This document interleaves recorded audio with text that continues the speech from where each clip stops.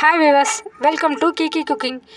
இன்றைக்கி நம்ம வீடியோவில் நீங்கள் ரொம்பவுமே உங்கள் சமையலை ஈஸியாக குறைஞ்ச நேரத்தில் செஞ்சு முடிக்கிறதுக்கு தேவையான டிப்ஸ், சமையல் டிப்ஸ் எல்லாமே தந்திருக்கு.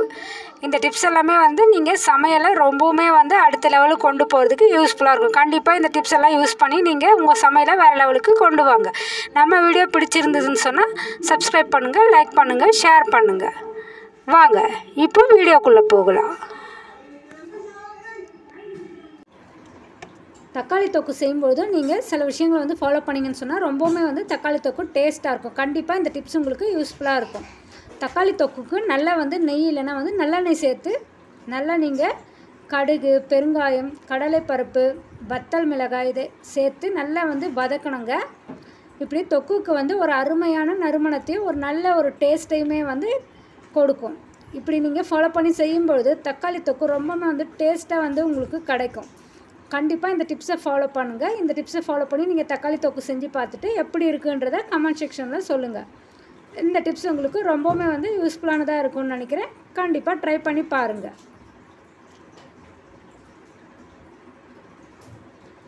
நெக்ஸ்ட் டிப்,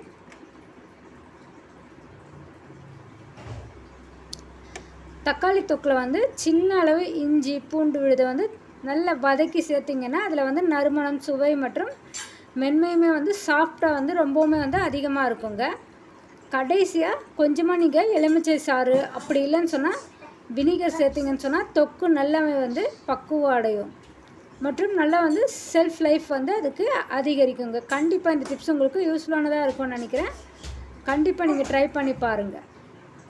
இப்போ நான் சொல்லியிருக்கிற இந்த டிப்ஸாமே ஃபாலோ பண்ணி நீங்கள் தக்காளி தொக்கு செய்யும் பொழுது நல்ல ஒரு டேஸ்ட்டையும் நல்ல ஒரு நறுமணத்தையும் உங்களோட தக்காளி தொக்குக்கு இதுவரை நீங்கள் செய்யாத அளவு நல்ல டேஸ்ட்டை கொடுக்கும். அதேபோல் தக்காளியை நீங்கள் செலக்ட் பண்ணும்போது நல்ல பழுத்த பழங்களையே நீங்கள் செலக்ட் பண்ணும்போது அது ரொம்பவுமே டேஸ்ட்டை உங்களுடைய தக்காளி தொக்குக்கு கொடுக்குங்க. இதில் சப்பாத்தி, தோசை இது எல்லாத்துக்குமே ரொம்பவுமே யூஸ்ஃபுல்லான ஒரு நல்ல ஒரு தொக்காக இருக்கும். கண்டிப்பாக இதை நீங்கள் ட்ரை பண்ணி பாருங்கள். நெக்ஸ்ட் டிப்புமே உங்கள் எல்லாருக்குமே ரொம்பவுமே யூஸ்ஃபுல்லான டிப்ஸ் தாங்க. இது காய்கறிகளை நீங்கள் எப்படி சுத்தம் பண்ணுறதுன்றதை பற்றின ஒரு டிப்ஸ் தான். இது காய்கறிகள் 15 to 20 நிமிடங்கள் உப்பு கலந்த நீரில் ஊற வைச்சா பூச்சிகள், மாசுகள் எல்லாமே விலகும்.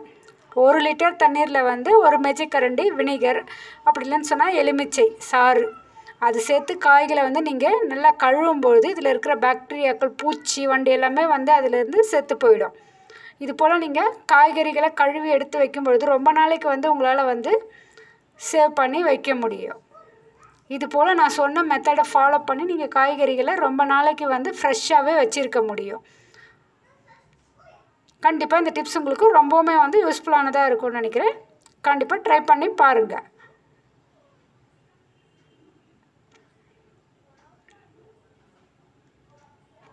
நெக்ஸ்ட்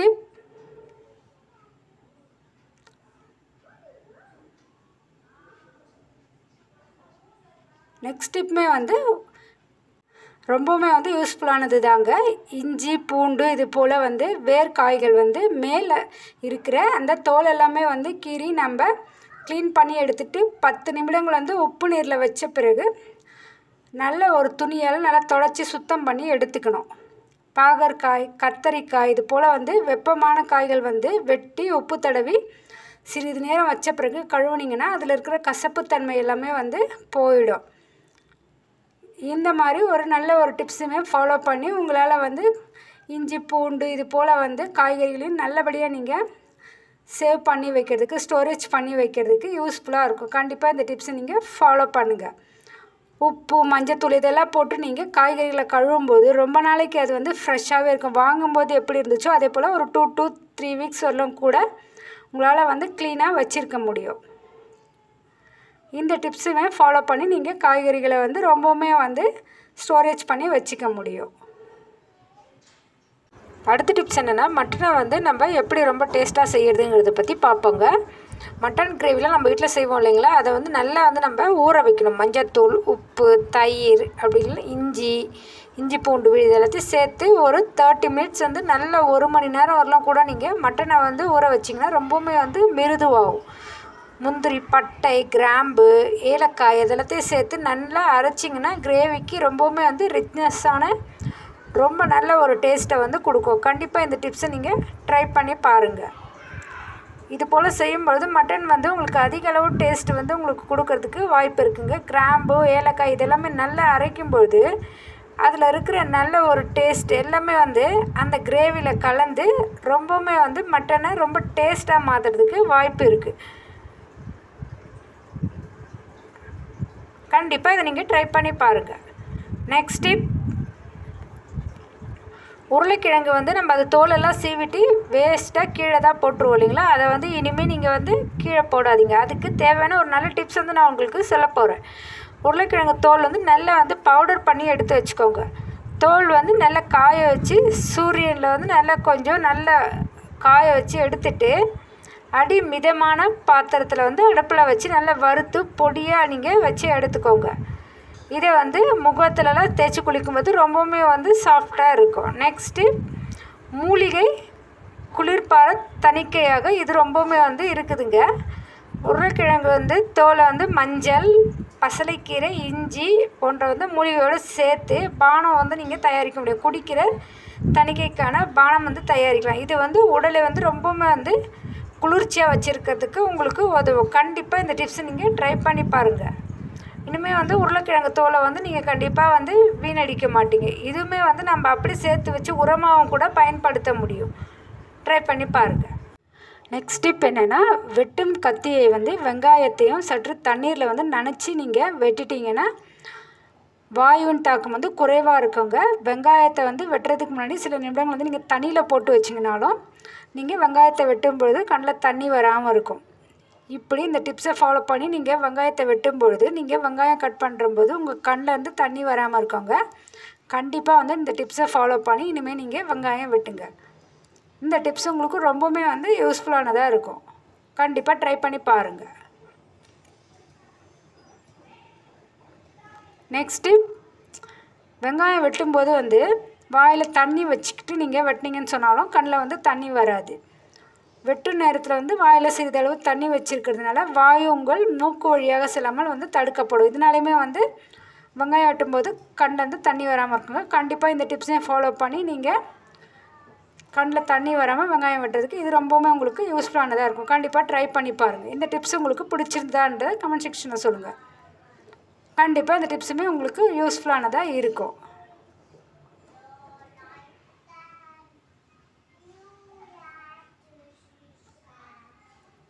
நெக்ஸ்ட்டு, ஒரு சிட்டிகளவு உப்பு மிளகாய்த்தூளை வந்து நீங்கள் கலந்து வச்சிட்டிங்கன்னு சொன்னால் ஈரப்பதம் வந்து தடுக்கப்படுங்க.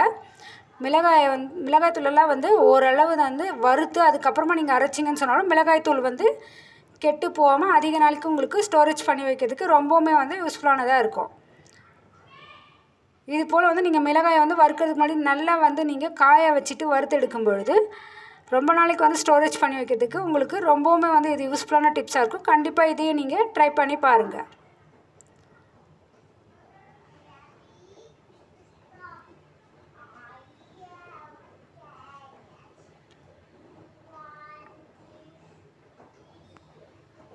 இந்த டிப்ஸ் என்னென்னா, நீங்கள் வந்து இறால் வந்து செய்யும்பொழுது நீங்கள் இறாலை வந்து நீங்கள் எப்படி வாங்குறீங்கன்றது வந்து ரொம்பவுமே வந்து முக்கியமாக பார்த்து நீங்கள் செலக்ட் பண்ணணும். இறால் வந்து நீங்கள் செலக்ட் பண்ணும்பொழுது அதோட தலை வால் பகுதியில் வந்து ரொம்பவுமே தளதளப்பாக இருக்கிற மாதிரி வாங்கணும். வாசனை வந்து அதிகமாக இருந்துச்சுன்னு சொன்னால் அது வந்து பழையது. வெண்மை அல்லது நீல மஞ்சள் நிறம் வந்து இருந்துச்சுன்னு சொன்னால் நல்லது. மிகவுமே வந்து சிவப்பு அல்லது வெள்ளையானவை வந்து நீங்கள் வாங்கக்கூடாது. இது போல் வந்து நீங்கள் இறால் வாங்கும்போது நீங்கள் எந்தெந்த மாதிரி டிப்ஸ் எல்லாம் ஃபாலோ பண்ணணுமோ அதை ஃபாலோ பண்ணி நீங்கள் நல்ல ஒரு இறாவை வாங்குறதுக்கு இந்த டிப்ஸ் யூஸ்ஃபுல்லாக இருக்கும். நெக்ஸ்ட் டிப், இறால் வந்து அதிக நேரம் வந்து நீங்கள் வதக்கிட்டு கிளறி விட்டுட்டே இருக்கக்கூடாதுங்க. இறால் வந்து 3 to 5 நிமிஷங்கள்லேயே வந்து வெந்துடும். அதிக நேரம் நீங்கள் வந்து அதை செஞ்சிங்கன்னா ரப்பர் மாதிரி வந்து அது ரொம்பவுமே வந்து ஹார்ட் ஆகிடும்.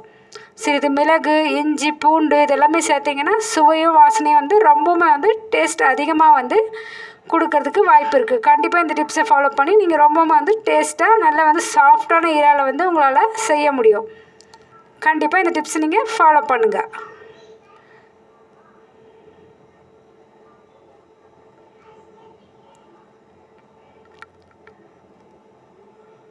நெக்ஸ்ட் டிப், நம்ம வந்து சாம்பார் பொடி வந்து நம்ம வீட்டிலையே வந்து வீட்டில் முறைப்படி எப்படி செய்வோம் அப்படி அரைச்சோன்னா தான் அது வந்து அதிக அளவு டேஸ்ட்டை வந்து சாம்பாருக்கு கொடுக்கும்.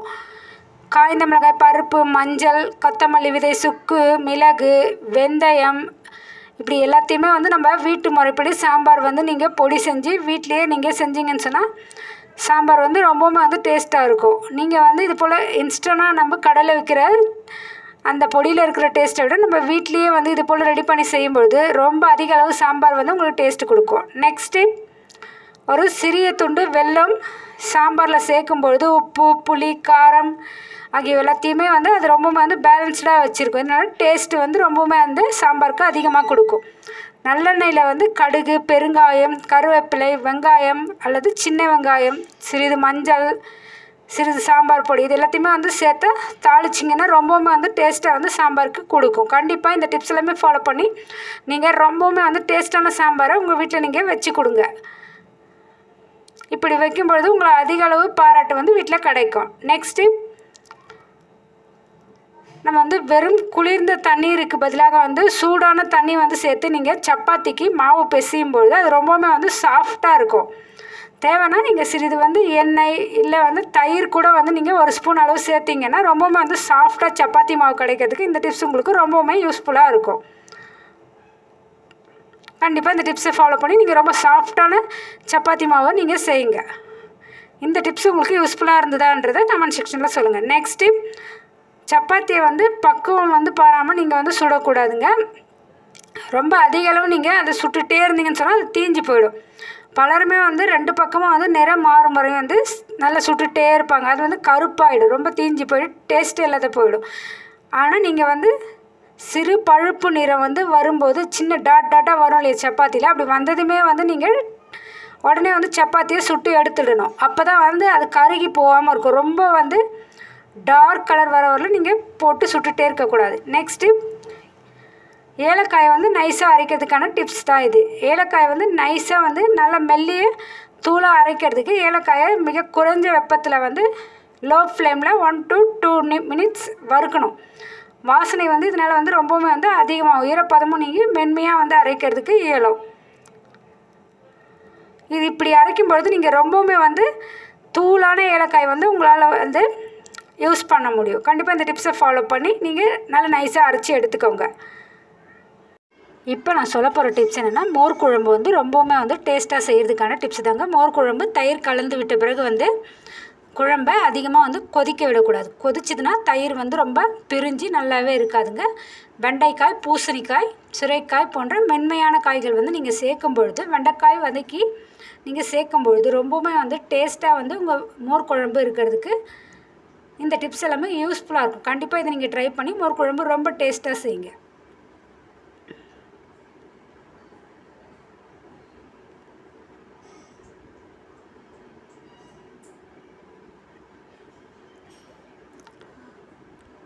நெக்ஸ்ட் டிப், இதுவுமே வந்து மோர் குழம்புக்கான டிப்ஸ் தாங்க. மோர் குழம்பு மசாலாவாக இருக்கிறதுக்காக வந்து நீங்கள் சில மசாலாலாம் வந்து நல்ல டேஸ்ட் கொடுக்கும். அது என்னென்னா துவரம்பருப்பு, முந்திரி பருப்பு, மிளகு, ஜீரகம், மஞ்சள், வெந்தயம், பச்சை மிளகாய் இது எல்லாத்தையுமே வந்து நல்லா வந்து ஊற வச்சு நீங்கள் அரைச்சி எடுத்துட்டிங்கன்னு சொன்னால் இன்னுமே வந்து அதிக அளவு டேஸ்ட்டு வந்து மோர் குழம்புக்கு வந்து கொடுக்கும். கண்டிப்பாக இதை நீங்கள் ட்ரை பண்ணி பாருங்கள்.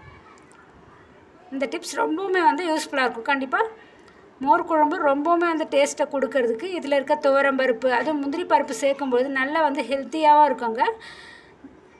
இது நீங்கள் ட்ரை பண்ணி பாருங்கள். நெக்ஸ்ட் டிப், தோசை வந்து நல்லா மொறுமொறுன்னு வர்றதுக்கு இந்த டிப்ஸ் வந்து நான் உங்களுக்கு சொல்ல போகிறேங்க. சாதாரண தோசைக்கு வந்து உளுந்து வந்து அரிசி 1:3 அப்படி இல்லைன்னா 1:4 வீதம் வந்து நீங்கள் எடுத்துக்கணும். பாசிப்பருப்பு, வெந்தயம் வந்து சிறிதளவு சேர்த்திங்கன்னு சொன்னால் தோசை ரொம்பவுமே வந்து மொறுமொறுப்பாக வந்து இருக்கும். அதே போல் புளிப்புக்கு வந்து நீங்கள் 8 to 12 நிமிடம் வந்து நீங்கள் நல்லா வந்து அதை நீங்கள் 12 மணி நேரத்துக்கு நல்லாவே நீங்கள் புளிப்புக்கு நீங்கள் நல்லா கலரி எடுத்துக்கணும். அப்படி எடுத்தால் மட்டும்தான் தோசை வந்து மொறுமொறுன்னு வந்து கிடைக்கும். இந்த டிப்ஸையும் நீங்கள் ஃபாலோ பண்ணிக்கோங்க. நெக்ஸ்ட்டு, 1 டீஸ்பூன் வெந்தயம் சேர்த்திங்கன்னா மாவு வந்து நல்லா வந்து புளிச்சு கிடைக்குங்க. தோசை இதனால் வந்து நல்லா வந்து மொறுமொறுன்னு கிடைக்கும். தோசை ஒட்டாமல் இருக்கிறதுக்கு வந்து தோசை இடுறதுக்கு முன்னாடி நீங்கள் தோசை கல்லில் வந்து ஒரு வெங்காயத்தை நல்லா வெட்டி தேய்க்கும் பொழுது தோசை ரொம்ப மொறுமொறுன்னு வருங்க. தோசைக்கல்லில் ஒட்டாமல் உங்களுக்கு நல்ல ஈஸியாக மொறுமொறுன்னு தோசை சுட்டு எடுக்கிறதுக்கு இந்த டிப்ஸ் ரொம்பவுமே வந்து யூஸ்ஃபுல்லாக இருக்கும். கண்டிப்பாக இதை நீங்கள் ட்ரை பண்ணி பாருங்கள்.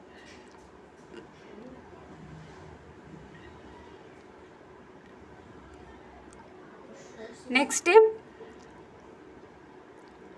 நம்ம வந்து அடை வந்து சுடுறோன்னு சொன்னால் இந்த டிப்ஸை நீங்கள் ஃபாலோ பண்ணிக்கோங்க. பாசி பருப்பு அடை நீங்கள் 2 to 3 மணி நேரம் வந்து நல்லா வந்து ஊற வைக்கணுங்க. ரொம்ப நேரம் வந்து நீங்கள் ஊற விட்டிங்கன்னா வந்து அரைக்க எளிதாகவும் மென்மையாகவும் ரொம்ப சாஃப்டாக மாவு கிடைக்கிறதுக்கு யூஸ்ஃபுல்லாக இருக்கும். ரொம்பவுமே வந்து சீக்கிரமாக செய்கிறதுக்கு வந்து 30 நிமிஷம் வந்து சூடான தண்ணீரில் நீங்கள் நல்லா ஊற வச்சிங்கன்னு சொன்னால் ரொம்ப வந்து சாஃப்டான மாவு வந்து உங்களுக்கு கிடைக்கும். இந்த டிப்ஸுமே உங்களுக்கு யூஸ்ஃபுல்லாக இருக்கும். கண்டிப்பாக ட்ரை பண்ணி பாருங்கள்.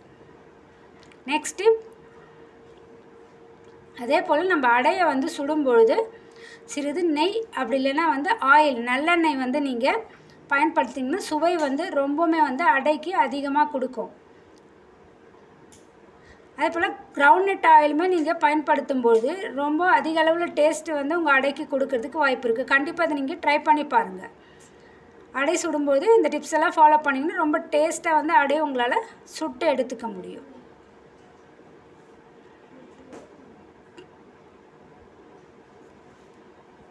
இப்போ நான் சொல்ல போகிற டிப்ஸ் வந்து வத்தல் குழம்பு வைக்கிறதுக்கு தேவையான டிப்ஸுங்க. பருப்பு வத்தல், மோர் மிளகாய், சுண்டைக்காய் வத்தல் இது எல்லாத்தையுமே வந்து நம்ம வந்து வத்தல் குழம்புக்கு சேர்த்தோன்னா ரொம்பவுமே வந்து டேஸ்ட் அதிகமாக கொடுக்கும். வத்தல் வந்து வதக்கும்பொழுது குறைஞ்ச தீயில தான் வந்து பொன்னிறமாக வந்து வதக்கணும். அப்போ கருகாமல் நம்ம வதக்கி எடுத்துட முடியும். கடுகு, பெருங்காயம், வாசனை கொடுக்கக்கூடிய ரொம்பவுமே வந்து மெயின் ஐட்டங்க. இதெல்லாம் போட்டு நம்ம தாளித்து எடுக்கும்பொழுது வத்தல் குழம்பு வந்து ரொம்பவுமே வந்து டேஸ்ட் அதிகமாக கொடுக்கும். கண்டிப்பாக இந்த டிப்ஸை ஃபாலோ பண்ணி நீங்கள் ரொம்பவுமே டேஸ்ட்டான வத்தல் குழம்பு வந்து செய்ய முடியும். கண்டிப்பாக ட்ரை பண்ணி பாருங்கள். நெக்ஸ்ட் டிப், வத்தல் குழம்பு தனி சுவையால் வந்து பிரபலங்க. இஞ்சி, பூண்டு, தக்காளி, கிராம்பு, ஏலக்காய் போல் மிகுந்த வாசனையுடைய பொருட்களை வந்து நீங்கள் வந்து தவிர்க்கணும். ஆனால் பூண்டு வந்து நீங்கள் விருப்பப்பட்டீங்கன்னா இதில் வந்து சேர்த்துக்கலாம். பூண்டு சேர்த்து செய்யும் பொழுது வத்தல் குழம்பு ரொம்பவுமே வந்து நல்ல ஒரு டேஸ்ட்டை வந்து கொடுக்கும். கண்டிப்பாக வந்து இந்த டிப்ஸ் எல்லாமே வந்து ரொம்ப டேஸ்ட்டான வத்தல் குழம்பு செய்யறதுக்கு உங்களுக்கு யூஸ்ஃபுல்லாக இருக்கும். கண்டிப்பாக ட்ரை பண்ணி பாருங்கள்.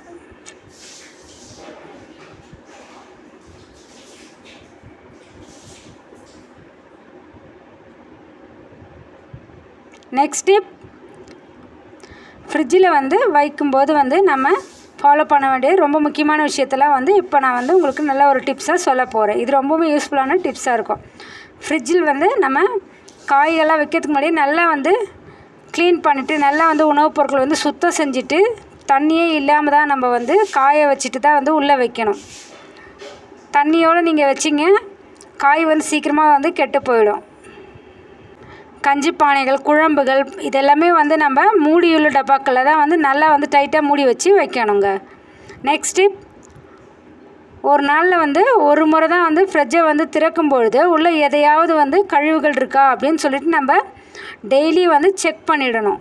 அப்போ தான் வந்து தேவையில்லாத வந்து பொருட்கள்லாம் உள்ளே இருந்துச்சுன்னா அது தேவையில்லாத கெட்ட ஸ்மெல்லெல்லாம் வந்து கொடுக்கும்.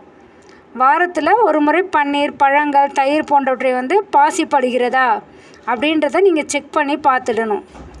அப்படி அது ரொம்ப கெட்டு போச்சுன்னா அதை வெளியே எடுத்து வச்சிடணும். இந்த டிப்ஸ் வந்து உங்கள் ஃப்ரிட்ஜை வந்து பராமரிக்கிறதுக்கு யூஸ்ஃபுல்லாக இருக்கும்.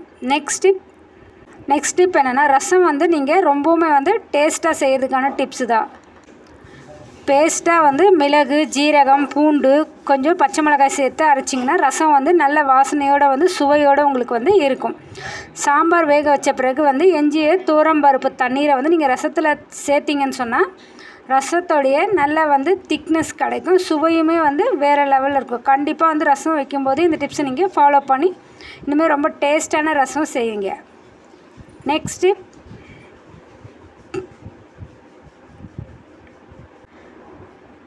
ரசம் வந்து கொதிக்க ஆரம்பித்த உடனே வந்து நீங்கள் ஆஃப் செஞ்சிடணும். அதிகமாக வந்து கொதிக்க வச்சா ரசம் வந்து அதோடய டேஸ்ட்டே வந்து மாறி போயிடும், வாசனையுமே வந்து மாறிடும். ரசத்தில் உப்பு அதிகமாகிடுச்சுன்னா சிறிது வேக வச்ச பருப்பு அல்லது அதோடைய பருப்பு தண்ணியை சேர்த்து நீங்கள் கலந்து வச்சிங்கன்னா பேலன்ஸ்ட் ஆகிடும். உப்பு வந்து கம்மியாக இருக்கும். இந்த டிப்ஸ் நீங்கள் யூஸ் பண்ணி ரசம் செய்யும்பொழுது ரசம் ரொம்பவுமே வந்து டேஸ்ட்டு கொடுக்கும். கண்டிப்பாக இந்த டிப்ஸை நீங்கள் ஃபாலோ பண்ணி ரொம்ப டேஸ்ட்டான ரசம் வந்து செய்யுங்க. நெக்ஸ்ட்டு முருங்கைக்கீரை செய்யறதுக்கான டிப்ஸ் தாங்க இது. முருங்கைக்கீரை வந்து தண்டை சேர்க்காமல் இலை மட்டும் எடுத்திங்கன்னா புளிப்பு கசப்பு வராமல் வந்து இருக்கும். பழைய பெரிய இலைகளை வந்து நீங்கள் சேர்த்திங்கன்னா அது டேஸ்ட்டையே வந்து குறைச்சிடும். ரொம்ப இலைகள் வந்து தளிரான இலைகள் சேர்த்திங்கன்னா தான் வந்து டேஸ்ட்டு அதிகமாக முருங்கைக்கீரைக்கு கொடுக்கும். நெக்ஸ்ட் டிப் என்னென்னா, உருளைக்கிழங்கு வந்து வெந்து விட சிறிது உப்பு சேர்த்த நீரில் உருளைக்கிழங்குல வந்து போட்டு வேக வச்சிங்கன்னா வேகும் நேரம் வந்து குறைவாக இருக்கும். சூப் அல்லது கிரேவிக்கு வந்து சிறிது மசித்து சேர்த்திங்கன்னு சொன்னால் தனி சுவையாக நல்ல ஒரு டேஸ்ட்டை வந்து உங்கள் சூப்புக்கு கொடுக்கும். கண்டிப்பாக இந்த டிப்ஸ் உங்களுக்கு யூஸ்ஃபுல்லாக இருக்கும். ட்ரை பண்ணி பாருங்கள்.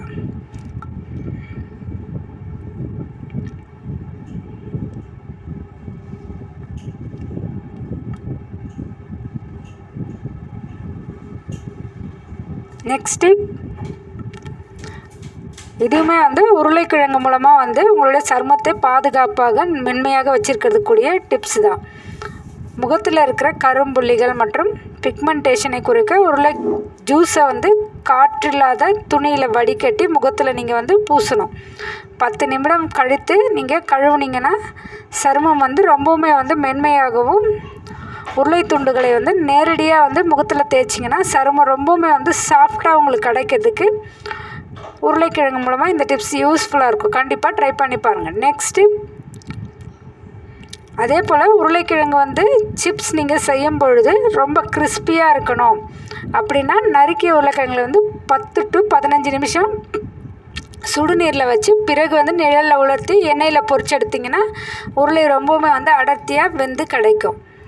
அதில் கொஞ்சம் பால் சேர்த்து கலந்து கொடுத்தால் சுவையும் டெக்ஸ்டரும் ரொம்பவுமே வந்து சூப்பராக இருக்கும். கண்டிப்பாக இந்த டிப்ஸ் நீங்கள் ஃபாலோ பண்ணி பாருங்கள்.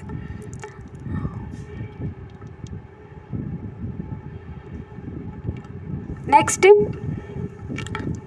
ஃப்ரீசரில் வந்து நீங்கள் தேங்காயை வந்து வைக்கிறதுக்கான டிப்ஸ் பற்றி தான் வந்து நான் சொல்ல போகிறேன். ஃப்ரீசரில் துருவிய தேங்காயை வந்து ரொம்ப சின்ன சின்ன பீசஸாக கட் பண்ணி ஜிப்லாக் பேக்கில் வந்து நீங்கள் வச்சிங்கன்னா ரொம்பவுமே வந்து 1 மாதம் வரையுமே வந்து அது கெட்டு போகாமல் பாதுகாப்பாக இருக்கும். கண்டிப்பாக இந்த டிப்ஸை நீங்கள் ஃபாலோ பண்ணி தேங்காயை வந்து ரொம்ப நாளைக்கு வந்து ஸ்டோரேஜ் பண்ணி வைக்க முடியும். ட்ரை பண்ணி பாருங்கள்.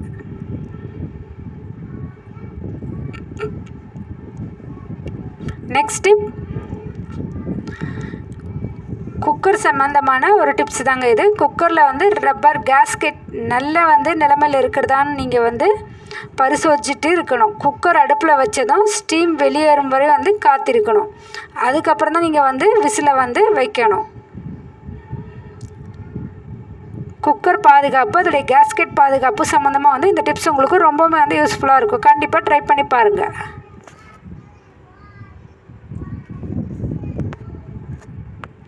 நெக்ஸ்ட்டு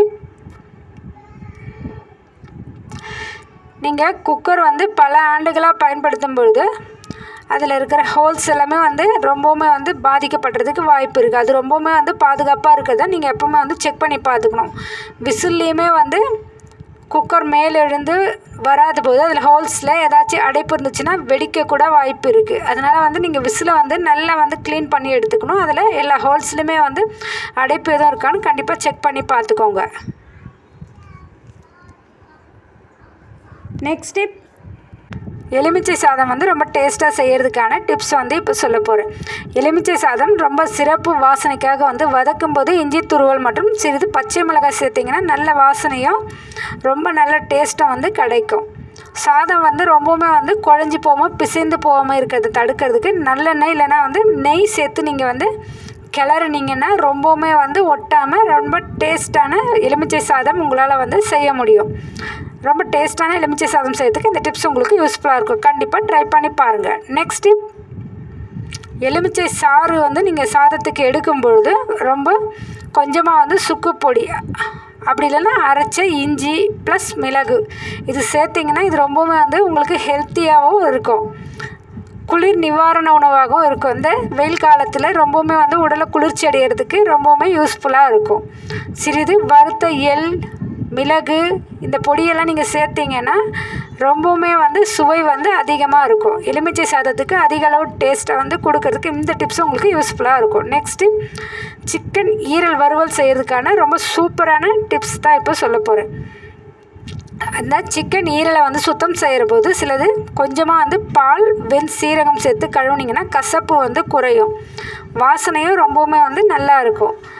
சிக்கன் ஈரலை வந்து மெதுவாகவே நீங்கள் வந்து குக்கிங் செய்யணும். அப்படி அதிகமான ஃப்ளேமில் வச்சு செய்யும் பொழுது அது சீக்கிரமாக வந்து கரைஞ்சிடும். ஏன்னா அது ஏற்கனவே வந்து சாஃப்டான ஒரு உணவு தான். அதனால் லோ ஃப்ளேமில் வச்சு கொஞ்சம் நேரத்துலேயே நீங்கள் அதை ரெடி பண்ணி எடுத்துட்டிங்கன்னா ரொம்பவுமே வந்து டேஸ்ட்டாக இருக்கும். நெக்ஸ்ட்டு இட்லி மாவில் வந்து சிறிது 1 to 2 டேபிள் ஸ்பூன் உளுந்து மாவு தனியாக அரைச்சி கலந்து விட்டால் இட்லி ரொம்பவுமே வந்து மிருதுவாக வரும். இட்லியை வடிக்கும் போது நீங்கள் தண்ணீர் வந்து நல்லா கொதிக்க ஆரம்பித்த பிறகு தான் வந்து இட்லி தட்டில் வந்து நீங்கள் ஊற்றி வைக்கணும். அது இட்லி வந்து நல்லா பஞ்சு போல் வந்து உங்களுக்கு கிடைக்கிறதுக்கு ரெடியாக இருக்கும். நீங்கள் கொதிக்காமல் வந்து தண்ணி கொதிக்காமல் வச்சிங்கன்னா இட்லி அந்தளவு சாஃப்டாக உங்களுக்கு வந்து கிடைக்காது. கண்டிப்பாக இந்த டிப்ஸுமே நீங்கள் ஃபாலோ பண்ணுங்கள். நெக்ஸ்ட்டு இட்லி இடும் தட்டில் வந்து நீங்கள் கொஞ்சம் எண்ணெய் வந்து தடவி நீங்கள் ஊற்றுனீங்கன்னா இட்லி ரொம்ப ஒட்டாமல் ரொம்பவுமே சாஃப்டாக கிடைக்கும். இட்லி மாவு புளிப்பதற்கும் நீங்கள் சரியான நேரத்தை வந்து வச்சுருக்கணும். அதிகமாக அல்லது குறைவாக இட்லி மாவு புளிச்சிருந்தாலுமே அது நல்ல சாஃப்டாக இட்லி உங்களுக்கு கிடைக்காது. சாதாரணமாக 8 to 12 மணி நேரம் வரலையே வந்து நல்லா நீங்கள் புளிக்க வைக்கணும் மாவு. அப்போ தான் வந்து இட்லி நல்லா சாஃப்டாக பஞ்சு மாதிரி டேஸ்ட்டாக உங்களுக்கு கிடைக்கும். கண்டிப்பாக இந்த டிப்ஸை நீங்கள் ஃபாலோ பண்ணுங்கள். நெக்ஸ்ட்டு வெங்காயம் வந்து வாடாமல் வதங்காமல் இருக்கிறதுக்கு ஒரு நல்ல ஒரு டிப்ஸ் வந்து இருக்குங்க. வெங்காயம் சம்மந்தமான டிப்ஸ் இது. ஒரு சிட்டிகை வந்து உப்பை வந்து சேர்த்திங்கன்னா வெங்காயம் வந்து விரைவில் வந்து வதங்கும். தக்காளி சேர்க்கும் பொழுது புளிப்பு வந்து குறைக்கிறதுக்கு கொஞ்சமாக நீங்கள் வந்து சுகர் வந்து ஆட் பண்ணிங்கன்னா தக்காளியோட புளிப்பு வந்து சரியாக பேலன்ஸ்டாகி உங்களுக்கு குழம்புல வந்து கிடைக்கும். கண்டிப்பாக இந்த டிப்ஸை நீங்கள் ஃபாலோ பண்ணிக்கோங்க, ரொம்பவுமே யூஸ்ஃபுல்லாக இருக்கும். நெக்ஸ்ட்டு பழங்களை வந்து காகிதத்தில் ரப்பர் பந்தில் நீங்கள் போட்டு வச்சிங்கன்னா அது ரொம்பவுமே வந்து நீண்ட நாள் வரும். இந்த டிப்ஸ் என்னென்னா, உங்களுக்கு வந்து பூண்டு வந்து ரொம்ப சின்ன சின்ன பூண்டாக இருந்துச்சுன்னா அதை உரிக்கிறதுக்கு ரொம்ப கஷ்டப்படுவீங்க. அதுக்கான டிப்ஸு தாங்க. ரொம்பவுமே வந்து சின்ன சைஸ் பூண்டுகளை வந்து நீங்கள் உரிப்பதற்கு சிரமமாக இருக்கும். அந்த டைமில் வந்து நீங்கள் கொஞ்சமாக வந்து ஹாட் வாட்டரில் போட்டு எடுத்து உரிச்சிங்கன்னு சொன்னால் ரொம்பவுமே வந்து ஈஸியாக அதை வந்து உரிச்சிட முடியும். இப்படி நம்ம ஈஸியாகவே வந்து ஹாட் வாட்டரில் போட்டு உரிச்சு எடுக்கும்பொழுது உங்களுக்கு ஈஸியாகவே வந்து உங்கள் சமையல் வேலை எல்லாமே வந்து முடிஞ்சிடும். அதனால் வந்து நீங்கள் பெரிய சைஸ் பூண்டு வாங்கி உங்களுடைய பணத்தெல்லாம் வீண் பண்ணாமல் இது போல் சின்ன டிப்ஸை ஃபாலோ பண்ணி சின்ன சைஸ் பூண்டுகள் கொஞ்சம் ரேட்டில் தான் கிடைக்கும். நெக்ஸ்ட்டு உருளைக்கிழங்குகளை வந்து வறுக்கிறதுக்கு முன்னாடி அதை சீவி தண்ணியில் கழுவிட்டு அதுக்கப்புறமா வந்து தண்ணியில் வந்து எலுமிச்சை சாறு கொஞ்சமாக நீங்கள் ஆட் பண்ணிவிட்டு நல்லா கழுவிய பிறகு அதை வந்து நீங்கள் கடாயில் வச்சு நல்லா வறுத்த மொறுன்னு நல்ல கிறிஸ்பியாக டேஸ்ட்டாக வந்து கிடைக்கும். குழந்தைகளை இது ரொம்பவுமே வந்து விரும்பி சாப்பிடுவாங்க. கண்டிப்பாக இந்த டிப்ஸை நீங்கள் ஃபாலோ பண்ணுங்கள்.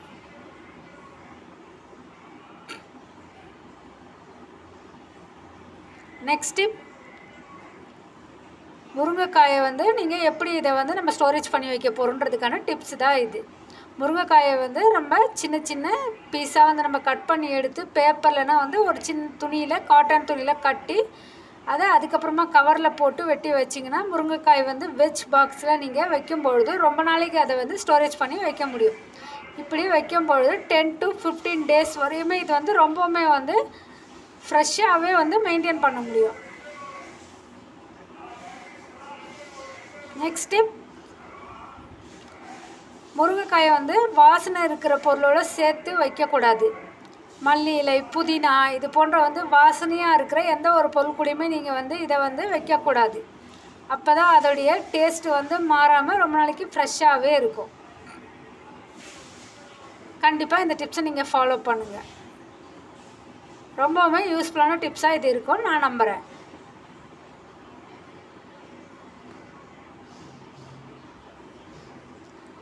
நெக்ஸ்ட்டு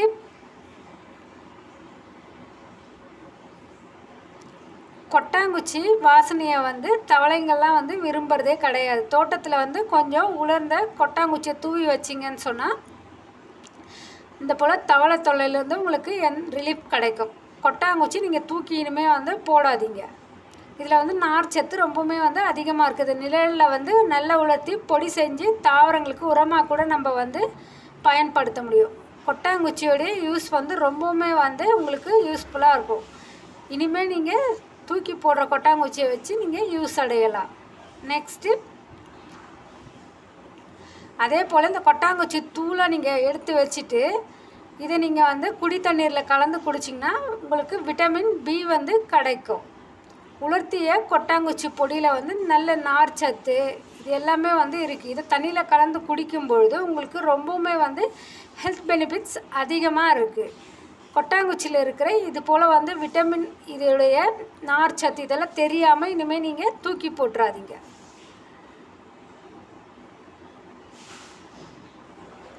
நெக்ஸ்ட்டு குளிர்ச்சியான உணவுகள், பானங்கள், பனங்கல்கண்டு சாறு, நெல்லிக்காய் ஜூஸ், வெந்தய கஞ்சி இதெல்லாமே வந்து உடலுக்கு வந்து உள்ளிருந்து வெப்பத்தை வந்து குறைக்கும். இது மூலமாக உங்களுடைய இப்போ இருக்கிற வெயில் காலத்தில் இருக்கிற உடல் சூடை வந்து குறைக்கிறதுக்கு இது போல் வந்து பானங்களை ரொம்பவுமே யூஸ்ஃபுல்லாக இருக்கும். கண்டிப்பாக ட்ரை பண்ணி பாருங்கள்.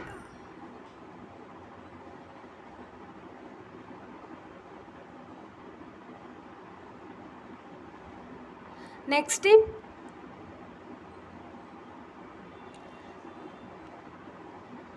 ஒரு பெரிய பாட்டில்ஸ் உங்கள் வீட்டில் வந்து யூஸ் பண்ணுற தூக்கி போடுற பாட்டில்ஸ் இருந்துச்சுன்னா அதில் வந்து நீங்கள் தண்ணி நிரப்பிட்டு ஃப்ரீசரில் வந்து வச்சுருங்க. அதுக்கப்புறமா அதை வந்து நீங்கள் வந்து உங்களுடைய தூங்க போகிற பெட்ரூமில் வந்து ஃபேன் கூட வந்து நீங்கள் வச்சு பயன்படுத்தலாம். சில டைமில் வந்து டேபிள் ஃபேனும் பயன்படுத்தும்போது ஏசி இல்லாமலே வந்து உங்களுடைய ரூமை வந்து ரொம்ப சில்லுன்னு வச்சுருக்கு. இந்த டிப்ஸ் ரொம்பவுமே யூஸ்ஃபுல்லாக இருக்கும். டிவி, ஓவன், கம்ப்யூட்டர், டியூப்லைட் இது போல் விஷயங்கள்லேருந்து வெப்பம் வந்து அதிகமாக வெளியிடும். அதனால் வந்து இது வந்து தேவையில்லாத போது சீக்கிரமாக நீங்கள் வந்து ஆஃப் பண்ணி வச்சிடணும். நெக்ஸ்ட்டு சிக்கன் 65 வந்து செய்கிறதுக்கான நல்ல ஒரு டிப்ஸ் தாங்க இது. சிக்கன் 65க்கு வந்து நன்கு வந்து நீங்கள் சிக்கனை மேரினேட் பண்ணி எடுத்து வச்சுக்கணும். தயிர், இஞ்சி, பூண்டு விழுது, மிளகாய் தூள், மஞ்சத்தூள், உப்பு, எலுமிச்சை எல்லாமே சேர்த்து வந்து குறைஞ்சபட்சம் 2 மணி நேரமாச்சு நீங்கள் வந்து நல்லா வந்து ஊற வச்சு எடுத்து வச்சிடணும். நெக்ஸ்ட்டு இப்படி செய்யப்படுற சிக்கன் 65க்கு வந்து எண்ணெய் வந்து மிகவும் சூடாக இருக்கக்கூடாது. மிதமான சூடு தான் வந்து இருக்கணும். பொன்னிறமாகும் வரை நீங்கள் வந்து வறுத்து நீங்கள் எடுத்தீங்கன்னு சொன்னால் ரொம்பவுமே வந்து டேஸ்ட்டை கொடுக்கும்.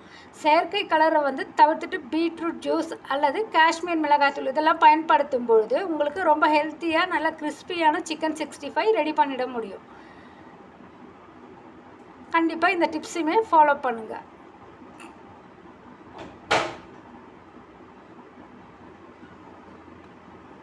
நெக்ஸ்ட்டு இந்த டிப்ஸ் வந்து காலிஃப்ளவர் சம்மந்தமான டிப்ஸ் தாங்க. காலிஃப்ளவர் வந்து நீங்கள் சின்ன சின்ன பீசஸாக கட் பண்ணி எடுத்துகிட்டு உப்பு, மஞ்சத்தூள் சேர்த்து நல்லா வெந்நீரில் 10 நிமிஷம் வந்து ஊற வைக்கணும். அதில் பூச்சிகள் இருந்ததுன்னா அதெல்லாமே வந்து அழிஞ்சிடும். அதே போல் நீங்கள் காலிஃப்ளவர் செய்யும்போது சமையலுடைய முடிவில் வந்து சிறிது உலர்ந்த மாவு பொடி, அதாவது பருப்பு பொடி, அப்படி இல்லைன்னு சொன்னால் நீங்கள் ரவை கூட சேர்த்துக்கலாம். இதை வந்து நீங்கள் லேசாக தூவி விட்டிங்கன்னா காலிஃப்ளவர் வந்து ரொம்பவுமே வந்து நல்லா தனித்தனி பீஸாக நல்லா வந்து கிறிஸ்பியாக உங்களுக்கு வந்து கிடைக்கும். கண்டிப்பாக இந்த டிப்ஸை நீங்கள் ஃபாலோ பண்ணி நல்ல ஒரு டேஸ்ட்டான காலிஃப்ளவர் செய்ய முடியும். நெக்ஸ்ட் டிப் இதுவுமே காலிஃப்ளவர் சம்மந்தமானது தாங்க. காலிஃப்ளவரை வந்து வதக்கும் முன்பு சிறிது மிளகாய்த்தூள், மஞ்சத்தூள், உப்பு மற்றும் சிறிது எண்ணெய் சேர்த்து 10 நிமிஷம் நல்லா வந்து நீங்கள் கிளறி வச்சிங்கன்னா மசாலா நல்லா வந்து ஒட்டும். கொஞ்ச நேரம் நீங்கள் பாசிப்பருப்பு அல்லது உதிர்ந்த சோயா கிரானியூல்ஸ் சேர்த்திங்கன்னா சத்தும் ரொம்ப டேஸ்ட்டும் வந்து அதிகமாக கிடைக்கும். கண்டிப்பாக அந்த டிப்ஸும் உங்களுக்கு ரொம்பவுமே வந்து பயனுள்ளதாக இருக்கும். கண்டிப்பாக வந்து ட்ரை பண்ணி பாருங்கள்.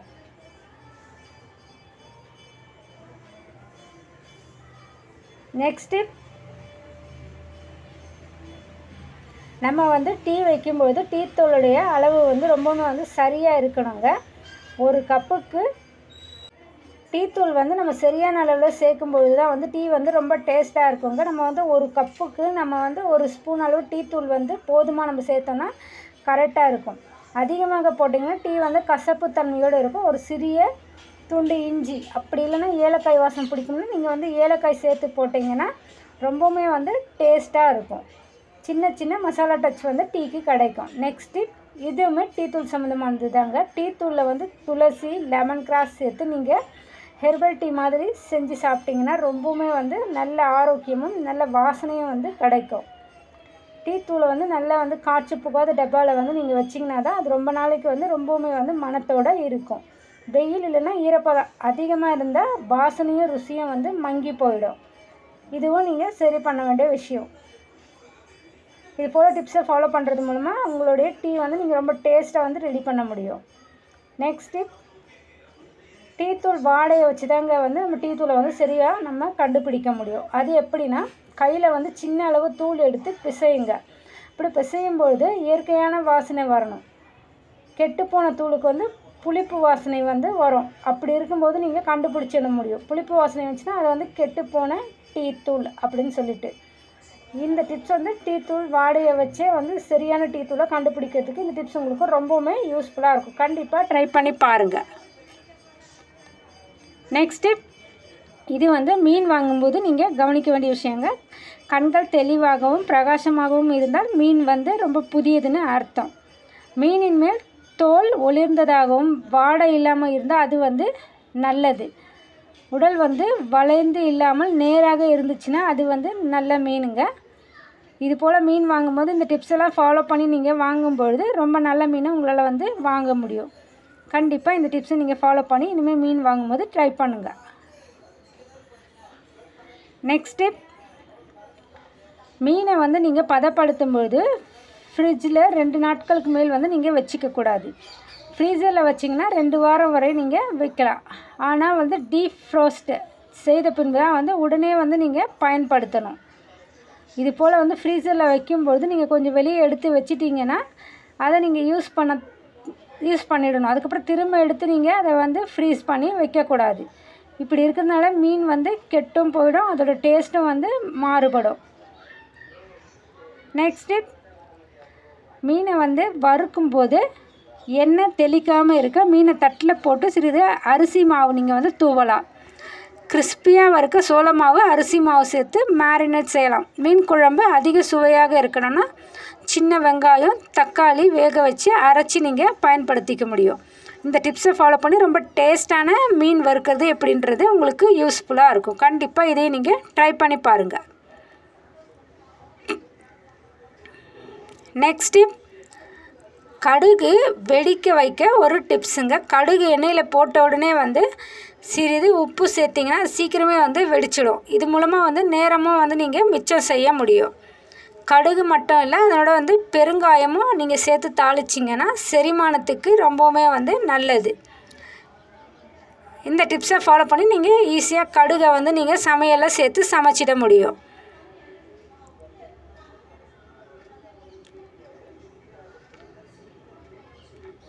நெக்ஸ்ட் டிப், கடுகு சம்மந்தமான டிப்ஸ் தாங்க இதுவும். சில சமயங்களில் வந்து கடுகு தூளை அரைச்சி நீங்கள் தயார் செஞ்சு எடுத்துக்கணும். காய்கறி வதக்கிறப்போ இதை வந்து ஒரு நல்ல ஒரு நறுமணமும் தனித்துவமும் கொண்ட சுவையும் இதனால் வந்து உங்களுக்கு கிடைக்கும். தலைவலி அப்படி இல்லைன்னா திடீர் வாந்தி உணர்வுக்கு வந்து இளநீரில் சிறிது கடுகு சேர்த்து பொடி கலந்து நீங்கள் குடிச்சிங்கன்னா நலமாக உங்களுக்கு வந்து இருக்கும். கண்டிப்பாக இதை நீங்கள் ட்ரை பண்ணி பாருங்கள்.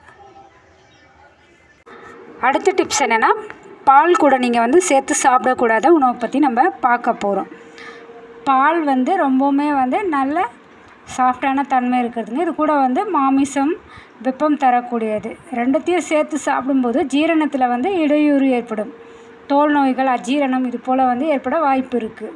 அதனால் பாலும் மாமிச உணவுகளும் சேர்த்து நீங்கள் சாப்பிடக்கூடாது.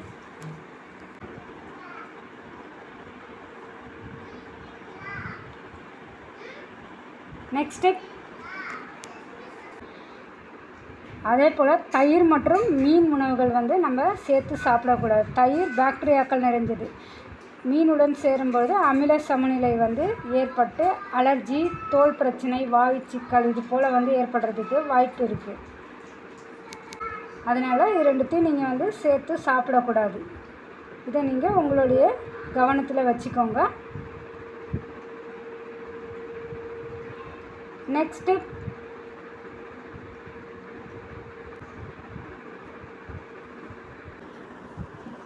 இப்போ வந்து ஆரஞ்சு தோல் சம்மந்தமான டிப்ஸ் தான். ஆரஞ்சு தோலை வந்து உலர்த்தி பொடியாக வந்து அரைச்சி வச்சுக்கணும்.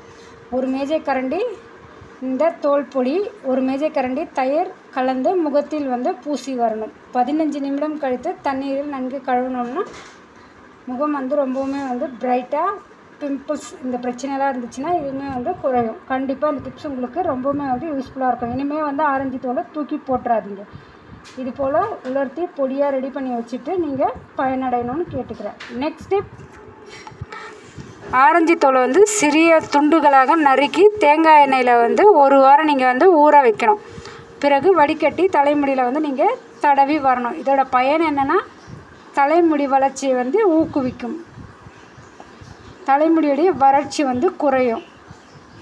இந்த டிப்ஸுமே நீங்கள் வந்து ஆரஞ்சு தோலை தூக்கி போடாமல் யூஸ் பண்ணுற ஒரு ரொம்பவுமே வந்து இம்பார்ட்டண்ட்டான டிப்ஸ் தான். கண்டிப்பாக இதையுமே நீங்கள் ட்ரை பண்ணி பயனடைங்க. நெக்ஸ்ட் டிப், பூண்டு குழம்புக்கு இந்த டிப்ஸ் ரொம்பவுமே வந்து யூஸ்ஃபுல்லாக இருக்கும். கண்டிப்பாக இதை நீங்கள் நல்லா வந்து கேட்டு பயனடைங்க. பூண்டு குழம்புக்கு வந்து பூண்டை நன்கு வதக்கி வச்சுக்கணும். பூண்டின் வாசனையும் காரத்தை குறைக்கும். அதே நல்லெண்ணெயில் வந்து நல்லா வந்து சிவக்க வந்து வறுத்து எடுத்துட்டிங்கன்னா டேஸ்ட்டு ரொம்பவுமே வந்து நல்லா இருக்கும். வத்தல், மிளகாய் வந்து சேர்க்கணும். உளுத்தம்பருப்பு, கடுகு, மிளகாய் மற்றும் வத்தல் சேர்த்து தாளிக்கும்போது நல்ல மணமும் சுவையும் வந்து பூண்டு குழம்புக்கு கிடைக்கும். கண்டிப்பாக இந்த டிப்ஸை நீங்கள் ஃபாலோ பண்ணி பூண்டு குழம்பு வச்சு பாருங்கள். நெக்ஸ்ட் டிப், பூண்டு குழம்பு வெங்காயம் சேர்த்தா சுவை வந்து ரொம்பவுமே வந்து அதிகமாக இருக்கும். அதுலேயும் சின்ன வெங்காயம் நீங்கள் சேர்க்கும்பொழுது குழம்பு ரொம்பவுமே வந்து மென்மையாகவும் சாப்பிட ரொம்ப டேஸ்ட்டாகவும் இருக்கும். ஒரு சிறிய அளவு வெல்லம் சேர்ப்பது குழம்பின் காரத்தையும் புளிப்பையும் வந்து சமநிலைப்படுத்தும். இந்த டிப்ஸை ஃபாலோ பண்ணி நீங்கள் பூண்டு குழம்பு வந்து ரொம்பவுமே வந்து டேஸ்ட்டாக செஞ்சு நீங்கள் உங்கள் வீட்டில் இருக்கவங்களுக்கு கொடுத்து பாருங்கள். நெக்ஸ்ட்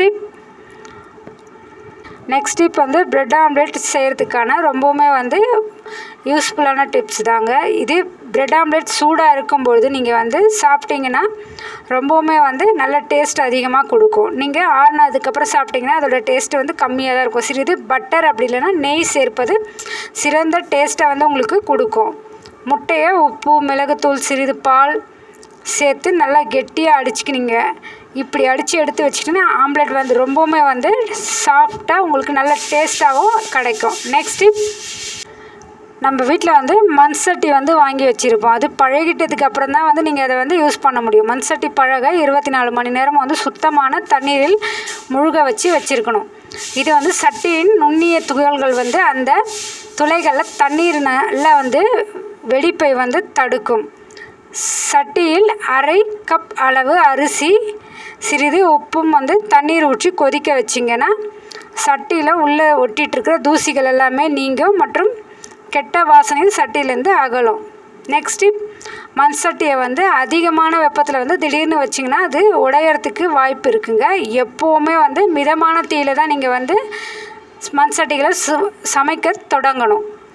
சட்டியின் உள்ளே வந்து சிறிது எண்ணெய் தடவி ஒரு நாள் வச்சுட்டு இருந்தீங்கன்னா அது வந்து உங்களுக்கு பழகி போயிடும். இது போல் வந்து மண் சட்டியை நல்லா வந்து பழக்கம் செஞ்சு அதுக்கப்புறம் யூஸ் பண்ணிங்கன்னா அதில் வெடிப்பு வராமல் இருக்கும். எல்லா வியூவர்ஸ், மேலே சொல்லியிருக்கிற எல்லா டிப்ஸுமே வந்து உங்களுக்கு ரொம்பவுமே வந்து பயனுள்ளதாக இருக்கும்னு நினைக்கிறேன். மேலும் ரொம்ப யூஸ்ஃபுல்லாக இருக்கும்னு நினைக்கிறேன். இந்த டிப்ஸ் எல்லாம் நீங்கள் ஃபாலோ பண்ணுங்கள். கண்டிப்பாக உங்களோட சமையல் வந்து நெக்ஸ்ட் லெவலுக்கு போகிறதுக்கு இந்த டிப்ஸ்லாம் உங்களுக்கு யூஸ்ஃபுல்லாக இருக்கும். எந்த டிப்ஸ் பிடிச்சிருந்ததுன்றதே கமெண்ட் பண்ணுங்கள். மேலும் யூஸ்ஃபுல்லாக இருந்ததுன்னு நினச்சிங்கன்னா உங்கள் ஃப்ரெண்ட்ஸ் அண்ட் ஃபேமிலிக்கு ஷேர் பண்ணுங்கள். மேலும் நல்ல ஒரு வீடியோவில் சந்திப்போம். தேங்க்ஸ் ஃபார் வாட்சிங்.